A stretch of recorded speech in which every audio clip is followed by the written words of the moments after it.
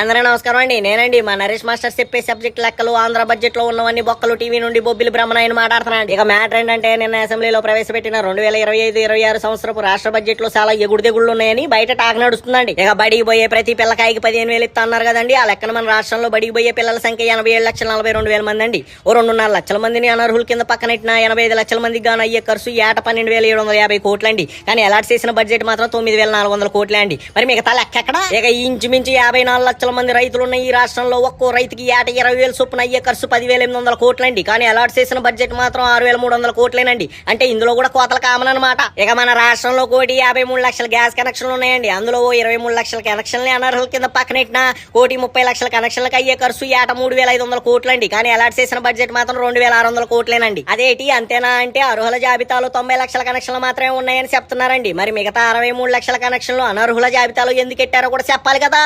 అంటే ఈ దీపం పథకంలో కూడా పోట్లు తప్పవన్నమాట. ఇక ఇవన్నీ పక్కనెడితే నిన్న వెల్లడించిన బడ్జెట్ లో మహిళలకు ఇస్తానన్న ఉచిత బస్సు గురించి గానీ, లేక నిరుద్యోగ భృతి కింద ఇస్తానన్న 3,000 గురించి గానీ, లేక ఆడబిడ్డ నిధి కింద నెలకిస్తానన్న 1,500 గురించి గానీ, లేక ఆయన మేనిఫెస్టోలో మెన్షన్ చేసిన 143 హామీల్లో ఏ ఒక్క హామీ గురించి ఊసే లేకపోయే.